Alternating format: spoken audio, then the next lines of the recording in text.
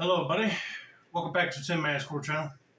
I'm your host, Jeffrey Tin Man Taylor, and today I'm reacting to my second Mr. Haunted video for you guys, and this was titled 3 True Scary Encounters with Stalkers slash Strangers.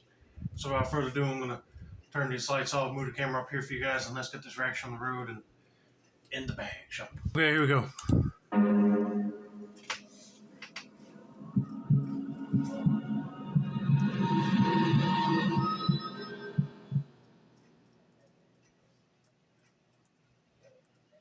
During my early 20s, I worked as a cashier for Shaw's in Stoughton, Massachusetts. Okay. For those of you who don't know what Shaw's is, it's basically your average grocery store in your hometown to go shopping for food. The only thing different from those grocery stores is that we had a whole other side of the store that was practically a big pharmacy. So half of the store was the grocery store and the other half was the pharmacy. The pharmacy closed hours before the grocery store section did, and I worked in the grocery store section for about 8 to 9 hours a day. Okay, so basically it's not like your Walmart, Target, or any other big chain store. It's just one of them little small independent places, which most of these places are starting to shut down nowadays because these big chain stores keep popping up. But anyway, let's continue. Being a cashier was easy for the most part, but constantly standing for 8 hours a day was beyond horrible. One day in the month of April, my boss asked if I could work late that night as the person who would originally work after me had called in sick. On the inside, I was pissed off, but I didn't want to show it, so I sucked it up and said yes. It was only an extra 4 hours, so as long as I kept working, I knew time would fly by. So fast forward to around 10 p.m., I'm pretty much the only person in the store, and I'm just about ready to end my shift. Normally, people would stop coming in at around the 9 p.m. mark, and maybe a few people would come after that, but the store is practically dead by now. As I'm beginning to close the store, I hear a noise coming from one of the aisles. Keep in mind that the store is completely empty, so I heard it loud and clear. I couldn't really describe the sound, but it sounded like a bag of chips being crushed. I looked to the aisle where I thought I heard the noise, but didn't find anything or see anyone. If something did fall over, it wasn't in this aisle. Suspicion started to grow on me, and I started to feel a little anxious. First of all, I would be annoyed too that if an employee called saying that they were sick and your boss told you that you got to work a little bit longer just to cover their shift. But hey, if he gives you a little bit more money for working longer, it wouldn't be so bad. But then you have to deal with all the customers that keep coming in, and sometimes they might take too long to browse, but once they're gone, you close up. But then you hear a noise that something fell on one of the aisles, but you don't see nobody. That's a little bit strange. Unless somebody forgot to push something further back on the shelf and it just fell on its own. But then that area would be out the window because there ain't no draft to make it fall. Or somebody's literally hiding in there and accidentally bumped it. I don't know. Let's just see what this person finds out. That's when I saw a really tall person dressed in all black at the very far end of the aisle. Mm-hmm. However, he wasn't doing anything. He was standing still while motionless, looking at the shelves. No customer should have been inside, so me, trying to be polite as I could, said, excuse me, sir, we're closed. He didn't move or even turn his head toward me. It seemed almost as if he didn't acknowledge the fact that I said anything. Keep in mind that our policy states that if a customer refuses to leave the store when told, we have the right to contact the authorities to come and remove the customer from the store. You got that right. I'll be doing that ASAP because if he don't acknowledge you, then he's a stubborn a-hole or he's mentally messed up in the head. And you do not want to go across people like that. He might get aggressive. Call the cops quickly before he does something drastic. I didn't want to have to do that, so I told him again that he needed to leave. He still didn't move. After that, it didn't seem like I had a choice, so I dialed 911 and explained the situation. They said they sent a cop over in a few minutes and that I should just wait. I did a quick sweep through the store and didn't see the man anywhere, so I figured he must have left. However, I had to use the restroom before I left, so I walked over to the back of the store and pulled open the door to the women's restroom. The foul smell of marijuana hit me in the face. That's when I heard a deep voice coming from one of the stalls say, "Wanna come with me?" I ran out of the restroom and back to the front of the store where I saw 2 policemen entering the store, and I finally felt as if 1,000 pounds had been lifted off of me. Breathing heavily, I told them that he was in the women's restroom. They took action and brought him out of the restroom within a matter of a minute. However, the man didn't try to get away or anything. He just casually walked out of the store in cuffs with the policeman. After that night, I called my boss and explained my situation, and he said that he would no longer give me work on night shifts. Thank God. Yeah, thank God your boss is understanding. Because sometimes you hear stories like this be like, oh, that's just probably a one time thing and never happened again, and then they still put you on night shift. Bull crap. You never know when the creepy folks would show up. Especially like in that song, The Creeps Come Out at Night, right? But yeah, I figured that he might have been high on something, but he had to go in the bathroom to finish smoking a joint. But thankfully, the cops got him out of there, and I hope they trespass him from that place because he shouldn't be there after hours. But let's get to story number 2, shall we? This took place about 10 years ago when I was a freshman in college. Okay. This is the first time I've ever re-encountered this story in full detail to anyone. I attended college in a rural mountain area in the Northeast, a small school tucked away in the rolling hills of the mountains. The type of place where the beauty and casual grace of nature is juxtaposed by the ugliness of humanity. The newspaper was ultra-conservative, and you couldn't go too deep in the woods beyond a few trees without seeing some trace of meth activity. You know the type of place I mean. Anyway, one of my friends from college discovered somehow an abandoned train trestle deep into the woods about 5 miles from campus. A no man's land, basically. I don't remember how he found this place because it was very much off the beaten path. The trestle crossed above a river which flowed about 40 feet below.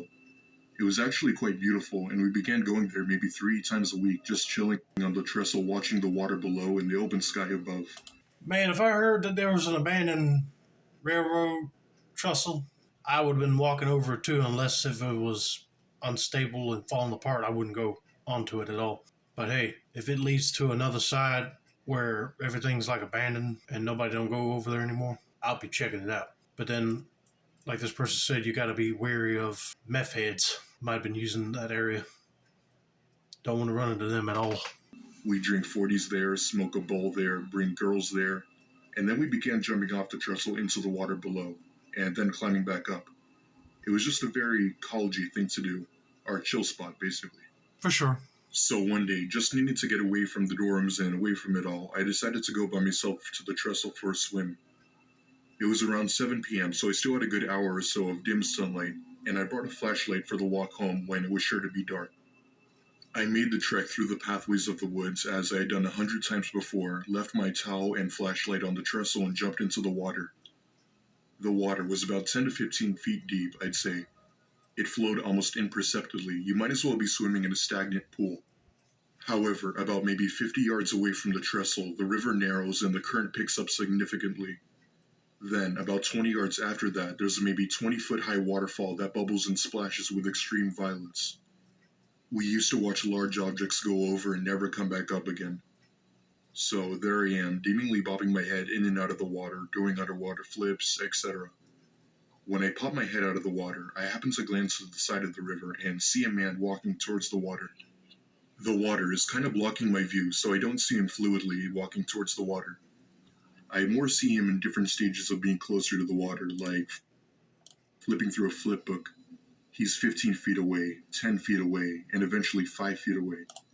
At this point, I'd be like getting out of the water quickly because you don't know if he's actually in the water and he saw you and he's swimming towards you, or he don't see you, but like you said, you're in the water and the waves just keep bobbing over you. It might mess with your vision a little bit by how far he is from you, but just get out of the water quick. You don't know what that man's up to. I can barely give you a description, maybe 6 feet tall, pale, skinny, black hair, pulled back in a ponytail. What I do remember mostly about his appearance was the extremely empty look on his face and his eyes, like he was doing something mundane, taking out the trash or raking leaves. I'm treading water, not knowing what to think, and I see that he's no longer beside the river. He has dove in, and he's swimming pin straight directly at me very fast. Oh crap. I try to swim the opposite way, but within a minute I feel him grab my ankle and tug. I tried to scream, but water filled in my mouth. While I'm underwater, he lets go and goes up for air, then grabs back on and pulls me again. It seems like he's done this before, and I never once see him after he jumped into the water. He's gradually pulling me to where the current picks up before the waterfall. I start to realize this and just start flipping out, kicking, screaming, cursing to no effect. Finally, I feel the current start to take me, and as I twist away towards the waterfall, I look back and see this guy just casually swimming back to where he jumped in the water, not even looking at me. This is by far the scariest moment of my life as I approach the waterfall. Long story short, I go over and I'm underwater for a long time, over a minute. The water above unrelentingly pushing me under. The only reason I survived was because there was a large log that had gone over, and I grabbed it and leveraged it against the bottom to push me away from the crushing water.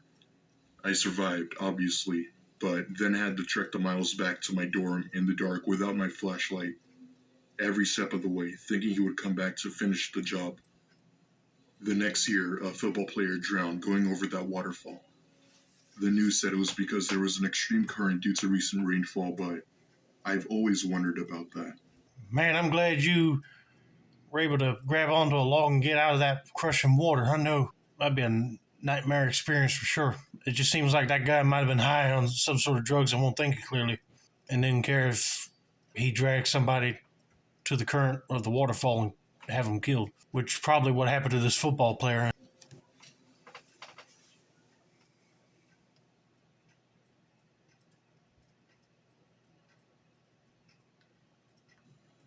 Before I begin with my story, I'd like to give a little background information as to why being alone makes me extremely uncomfortable. During my childhood, I came home from school one day while my parents were at work to find a man I'd never seen before sitting on my couch. Needless to say, I stormed out of my house and ran to my neighbors to call the cops, but the man was already gone by then. Ever since that incident, my family and I moved out of state. Now, for the story. It was the middle of July of 2016, and my friend, Haley, was having a birthday party at her house to celebrate her 18th birthday. During that time, I was definitely no popular kid in school, and she was pretty much the only friend I had. My mom dropped me off at the party, and it was a great time. There were around 20 people there, maybe more, drinking, listening to music, doing karaoke, and stuff like that. I wasn't of age to be drinking at the time, so I only had soda. The party went on for hours, and it was around 2 p.m. when people finally started to leave. Pretty soon, after everyone had left, it was just me and Haley. We hung out for a bit, and eventually I decided that it was time to head home. Haley, being the good friend she was, offered me for a ride back. I could tell Haley was somewhat drunk, and I didn't want to chance it. So therefore, I said that I'd be fine and that she should go get some sleep. Looking back, I still regret declining that ride till this day. My house is about 5 miles away, and I thought I could take a walk and enjoy the cool night air. About halfway toward my house, there's a canal with a small bridge and overgrown vegetation and some trees. I don't know what it was, but something about that place made me feel extremely uncomfortable whenever we drove by it. However, it didn't seem like I had a choice, as I had to walk across that bridge in order to get home. There were signs of meth activity beneath the bridge, but that was pretty much it. Anyway, the more I walk towards my neighborhood, I start to see the bridge, and about 5 minutes later, I'm just about there. Before I walk across it, I take a deep breath to compose myself and said in my head that I'd be fine and that I was just paranoid. However, as I'm walking across the bridge, I for some reason look down towards the water when I hear what sounds like crying from underneath the bridge.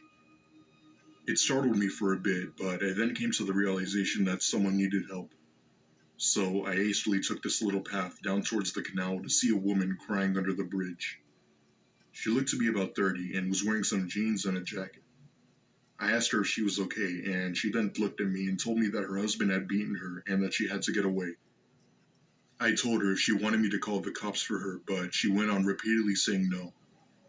Just as I thought the situation couldn't get any weirder, I saw someone peering their head out from behind the bridge and then quickly moving it back. However, the woman must have caught on to my suspicion, and she then gave me this unsettling smile. All of a sudden, at least 10 men came out from behind the bridge and trees with what looked like huge metal bats. At this point, I just got out of there and started running back to my house, hoping that they didn't follow me. After about 5 minutes of me practically running for my life, I made it into my neighborhood and jumped my fence to my backyard. I made it inside safely, and I thank God that nobody followed me home. My parents questioned me as to why I was home so late and why I was out of breath. I didn't want to tell them the real truth, so I told them that I decided to jog. Ever since then, I don't cross that bridge when going places. This is why when people run to help other people that sound like they're in distress, they end up getting attacked because it was a trap. I kind of sensed it when this person said that they heard crying underneath the bridge. Now, I would have been checking it out for sure, but I would have been running back after you talk a little bit with this person. Because if you see a head bobbing like this from the side of the tunnel, it sounded like a trap. And she said she didn't want no cops involved. That was why. But anyway, I hope you guys enjoyed this video. Don't forget to like, subscribe, turn on post notifications for more Mr. Haunted content like this. This has been another successful installment of the Tin Man Score channel. I'm your host, Jeffrey Tin Man Taylor. I said that's a wrap, and have a nice day.